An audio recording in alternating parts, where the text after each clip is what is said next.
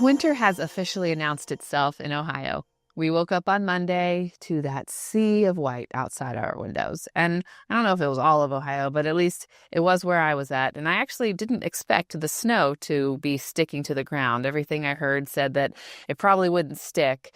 Well, newsflash, it did. It was hanging on the trees, the nice fall leaves. I was really enjoying the beautiful colors of fall, and they were just now starting to, fall to the ground, and we were raking them up. And then, boom, we're hit with that snow and that dreary gray sky, no sun at all. And we're hit with that knowledge and recognition, not just by our minds, but our nervous system that, oh boy, here we go. Winter has come, and this is what we're in for the next 4 months or so. Well, today I want to talk a little bit about prevention, and that it doesn't have to be down in the dumps, bummer, and I just have to struggle through it as we go through this winter and hold on till April. It definitely can feel like that sometimes, but there are things that you can do to help prevent some of those feelings. And I want to talk about that today on the Cultivating Calmness podcast. So thank you for joining me. Yeah, so I don't know about you, but I used to love winter. If somebody asked me what my favorite holiday or my favorite season was, I probably would have said winter because I love the snow, and I still do. I love seeing the beautiful snow on the ground. And I sometimes make the joke, if I could have the snow without the cold, that would be awesome. Could we just bring the snow in the middle of, summer, and we can see it and it looks great, and we can throw the snowballs and we can make the snowmen, but it can be warm out and have the sun? That would be great. Obviously, it's not a Hallmark movie, and we can't just put fake snow all over the ground and, come into our winter wonderland. And as time has gone on for me, and as I get, really into my adulthood, I've noticed that I enjoy the winter less and less. I definitely don't like the cold. I am not a cold person, although I do enjoy sweater weather. So as a therapist and it being a little chilly, I love my sweaters. I would say more than half my closet is sweaters, and I enjoy them. So there's a plus. But, the dreary weather, the lack of sunlight and the warmth is a real bummer. And it can really have an effect on our physiology, our bodies, and our minds. And there's, a lot of reasons for that, not just that the weather has changed. That does change things, the physiology of, how we are coping, because the shift in the sun and the weather isn't just a shift in the sun and the weather. It has effects on our bodies and how we function. And if you don't know how to handle that, or you don't catch it, you may be playing catch up all season long. And so with the start of winter, I know we're in fall, and winter doesn't officially start till December. I'm hoping this is just a little, bump, and we'll get some, little warmer weather, maybe in the 40s and 50s instead of the 30s here really soon. And this is just a little blip. So we can still see those fall colors and enjoy the fall leaves and all that fall has to offer us. But, it still gives us a little bit of time. We set the clocks back. It officially turned to fall in September. So things are changing, and we want to prepare for that. Often what I talk to my clients about, especially heading into winter, is how's your vitamin D? Well, why do I ask about that? Your vitamin D is affected by the amount of sun. Well, starting, in September, that starts to change. Well, almost right away. We hit our peak, and then the sunlight slowly decreases. And then, we were feeling it. And then the times went back with a stupid time change. And don't get me started on that. We don't need it. But that affects us even more. And there's science out there that will tell you that it has a effect on our bodies and can really be detrimental to our health. Again, another story for another day. But right, we set those clocks back again, and so we're getting even less sunlight in those waking hours. So there are things that you can do to help, even if you can't exactly see the sun outside, like we did on Monday. You looked outside, no sun in sight, gray, dreary clouds, and it just felt like blah, right? So, when we have less sunlight, that decreases our vitamin D, which impacts our serotonin and our dopamine. All of those things are connected. And when it's cold outside, we tend to want to spend less time outside, myself included. And so sometimes we have to force ourselves to do that. And when we're spending more time inside, we tend to have less movement, so we're not necessarily going to the gym or walking around our office, where it's warm outside. You see, oh, the sun's out, I may go take a walk. You're less likely to want to do that when there's snow on the ground. Oh, I have to put on a jacket. I have to put on boots. I have to, right? And then we're all bundled up. And, this much of our body gets sunlight. Now, you're still getting sunlight through the clouds, so we can't discount that. I don't know if you knew that, but yes, you're still getting sunlight through the clouds, which is why on overcast days you could still get a sunburn, because the sun is still there and it's still shining through the clouds. You just can't see the actual sun.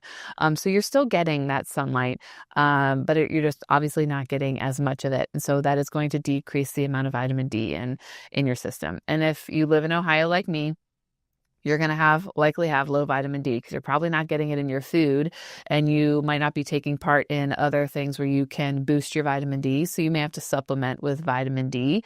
D3 is recommended to go with K2, because the two go together and they, help each other absorb. So oftentimes doctors may give people who have really low vitamin D a really high dose of vitamin D.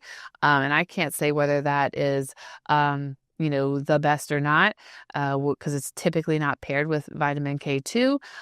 So if you are thinking about that, talk to your doctor about whether you should also be pairing K2 with those high doses of vitamin D if you're already deficient. Likelihood is, if you haven't spent a lot of time outside, you're probably deficient in vitamin D, and you may want to talk to your provider and get on some kind of supplementation for vitamin D, or some other things we can talk about that may boost your vitamin D as we head into this winter season. When we have a more darkness outside, that affects our circadian rhythm. And so that less light leads to that melatonin shift in our system.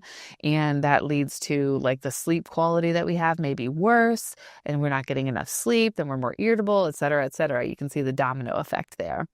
And then when we're feeling kind of blah, we seek those comfort foods, the high carb foods, high sugar foods. So when we eat those things, then we have that dopamine spike, right? So we get dopamine from eating good, those foods that we like, even though they may not be the healthiest foods for us. And then we inevitably crash, those sugar crashes that we get. And I talked about sugar and the amount of sugar that we eat a few episodes ago. And then that leads to some mood instability, because we're eating and crashing and eating and crashing. And we're doing this, all winter, because we're not feeling excited. We're not feeling good about things, just because the weather can really affect us. And more than just when I look out there and it looks dreary, it really has that physiological effect on our body by decreasing that vitamin D, by decreasing the serotonin and the melatonin in our bodies. And all those things are connected. So when, another factor is, when you look out the window, for me, it was ooh, snow. Snow, here it is, right? We have that mental memory, but we also have the biological memory, our body just remembers, and it remembers that this is the time that's coming up, right? Here we go. Nothing good's going to happen till April, right? Now, I don't happen to agree with that mindset, but I can understand why people feel that way. And on days like Monday, I was definitely not super excited. And I usually am really excited about snow, and I just wasn't this time. And so I took some pictures, and it looked nice, and I really wanted to see my fall leaves, so I was missing that all being covered up by snow. So that will hopefully melt soon, and we'll be back to experiencing some of that fall after this winter blast passes through. But it feels constricting, the winter months, because we are inside. We go outside less, and there's less contact with nature, less grounding, less outside time, kind of that novelty, the newness of what nature can bring us. And all of those things can lead to, those kind of symptoms of depression and anxiety that we may experience just from the lack of sunlight and the kind of changes in how we handle our system and how we handle life when winter comes. So some things you can do. So thinking about preventative measures, right? We already know it's coming, okay? And it hit us, I don't say hard, but, I'm in Columbus, so we only got, I didn't measure, probably an inch, maybe less. But I know up in the lake area, they got a lot more snow, and it was giant, snowflakes, and they tend to get a lot more snow, and I'm always really jealous of them. And my family that lives out near Boston, where they get so much snow, I'd love to just have that much snow, because I think it's exciting. But it can also be dreary. And one of the things you can do is to be able to find the excitement in life. What are some of those exciting things that happen that bring you joy? And being able to do those things despite the weather. I know my family, we tend to back off on the family walks in the winter because it's cold, because we have to bundle up. But that would be one thing that you maybe force yourself to do anyway. We're going to do the walk anyway, whether it's 30 degrees or 20 degrees or 15 degrees, or whether it's snowing or whether it's warm or rainy. We'll take the umbrella, we'll bundle up with the coats and the gloves and the hats and the boots, because it gets you moving. It gets you out of the house. It gets you to be part of nature, even though nature is a little cold. Those are things that you could maybe make a point in doing, and trying extra hard to take part in those things despite maybe the discomfort that they also bring. Because, sometimes it's not comforting to go out in the hot weather. It's too hot. I don't want to go outside. I'm like, I'm dying, right? Same thing is just the opposite in winter, except there's no sunlight. And so it has a more of an effect on you. So getting outside, getting sunlight within the first hour of waking, even when it's gray outside. So that will help with your vitamin D, but it'll also help with your mood. So getting outside, being outside for at least a little bit, 5 or 10 minutes. It doesn't have to be a whole long time. You don't have to be out there for an hour, but that will have a positive effect on you. Some people will use those light boxes, and you can buy them on Amazon, and you can set them, on your desk at work, especially if you don't have a window at work. I happen to have a window, so it's awesome, but we do have some offices in my space that don't have a window. And so you don't have that connection to the outside. I know there are a lot of people that have offices that don't. Or maybe you can kind of see the window because you're in a cubicle, but you really need that light. So you can get those light boxes, and sometimes they can look pretty, and they're not super ugly, but light boxes can be really helpful. And I've heard from people, I don't personally use one, but I've heard from people who do use them that they find them to be really effective. So that is something for you to consider, is get yourself a light box. If you're not going to be outside, you can supplement with some of that type of light to help you out. Movement. Getting a minimum of 10, 15 minutes a day of some kind of movement. Outside would be great, but even inside, getting a walking pad, or, just walking around your house. If it's going to the gym, by all means, go to the gym. Maybe it's walking the stairs. I know my office, there's multiple stories in the office, and I went to go take a walk one day, and it was started to downpour, and I was like, well, okay. So I did the stairs, and it was definitely a different workout, one I wasn't planning on doing. I've walked the halls in my office building, and it may feel a little weird or a little awkward, but you're getting movement, you're getting out of your space. You can turn on an audiobook or something, and hey, if you have a friend in your office space, you could do that too. Go on a walk with them and circle the hallways and have a little chat, and do each floor, or what have you. But getting some movement somehow, doing some office yoga, just some movement will help you to feel better. Making sure you're getting vitamin D and omega-3s. Those omega-3 fatty acids are going to be really good for you, and also it's a natural way to support those vitamin Ds. So you're usually deficient before we even hit the season, because we're not necessarily getting the omega-3s in our diet. So if that's the case, you may really feel behind, hitting that snow that we got on Monday already. And so supplementation may be really important for you if you're already feeling kind of low. But always get tested. Go ask your doctor to run some labs and find out what your levels are so that you know where you're at. And then maybe getting tested a little bit later, come January, February, to see how you're doing. And if you need more, if you're feeling particularly low, you might need more vitamin D or other supplementation. B12 is another vitamin that we tend to be deficient in. And I have seen people go from being severely depressed to getting a B12 injection, and their mood changes. And so I'm not saying that's always the case, and it's not a miracle cure, but when we are deficient in minerals and vitamins, we can feel bad. So getting the right supplementation can be a miracle for some people. And for some, it's going to just help you feel a little better. Planning to have social interactions, doing things that you enjoy. Don't isolate just because it's winter, just because, we're cold, just because, a sickness goes around. And we've talked about that in some of my past episodes. So go back and listen to that and how to help yourself with that. Some people are afraid to be around other people because, oh no, I might get a cold. Yeah, that's a possibility. But is it worth the social isolation from the people you care about and doing things with others?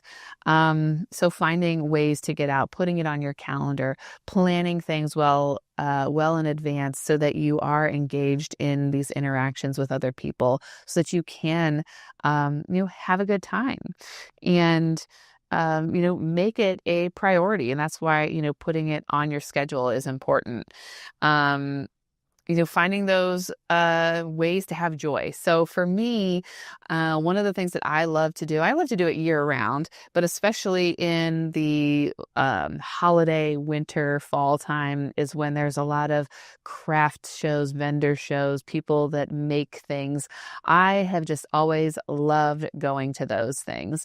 I don't know. It started when I was younger. When I was little, I had a grandma and an aunt who would take me to those types of things all the time. And so I would always go with them. And you don't always have to buy things. Sometimes it's just great to look at things and see how creative other people can be.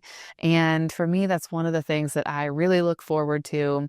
Whenever there's one going on around town, I want to make a point to go, even if I'm, can't buy anything, even if funds are low, or, it's just, I don't see anything that really stands out. It's just fun.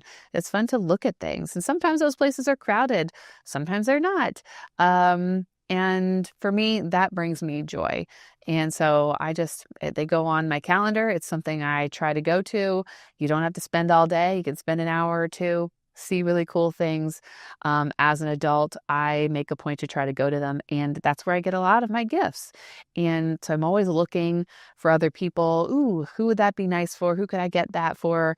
And I will collect those things all year round, but especially in, the winter time, it's a good time to find gifts for people. And it's a good way to shop local and find special gifts for people from those makers and those creators that are not big business, but are smaller businesses, and support your neighbor and other small business people.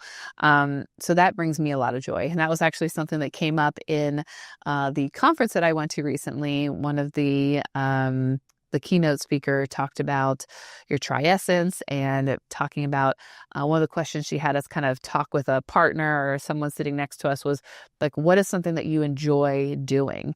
And for some of us, it took a little thinking. And that was what I shared with the person I sat next to, was going to these craft shows. And it stemmed from doing them when I was little. And now I bring my kids to them. And, they kind of go begrudgingly right now, but maybe someday they will also enjoy going. going, and they'll be like me when they get older, and they'll enjoy going and creating, and maybe they will sell things and create things. So it doesn't have to be just a moment. It could be something that builds into something else for other generations. So thinking about ways you can incorporate that with your kids.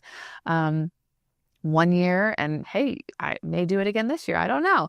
The metro parks around here have this little like passport book, and sometimes they have little like tasks or challenges where they want you to hit a certain number of the metro parks within, a month, or the winter months. And then if you get a stamp in each of them and you submit it, then you can get a prize, or, something like that. So one winter, it's probably 2 or 3 ago now, I did that with my kids. So on days off, or usually those are the weekends, we would hit the different ones, and we would, I would say we're going to at least do a mile walk. And sometimes there was a lot of snow, had the snow boots on and the gloves, and, the kids went and played on the playground in the snow in their snow, outfits and clothes.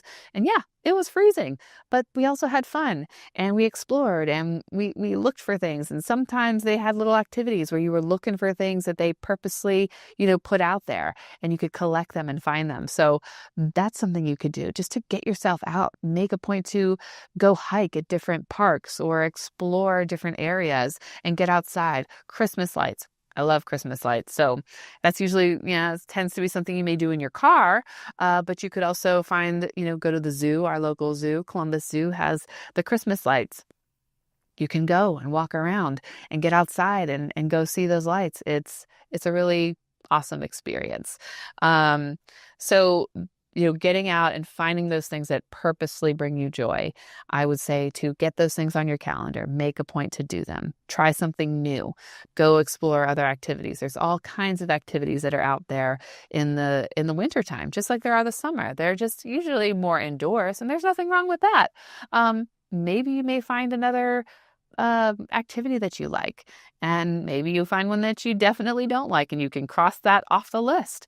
But you may surprise yourself. You may find something that you truly do enjoy a lot, and it may be worth it.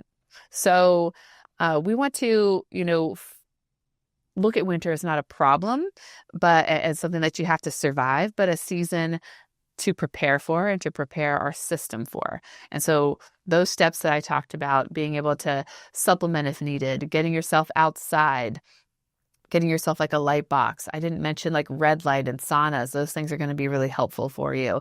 Some things I've talked about previously in other episodes, even like cold plunges. Going outside, go sit in the snow. It's kind of like a cold plunge, right? You're sparking that immune system, and you're getting yourself activated, and you're providing yourself that needed like dopamine and serotonin, and you're getting it in different ways. Eating healthy, not eating all the junk food, healing your gut. Those are all things that you can do despite it being winter, to help yourself get through the winter and to feel better while doing it.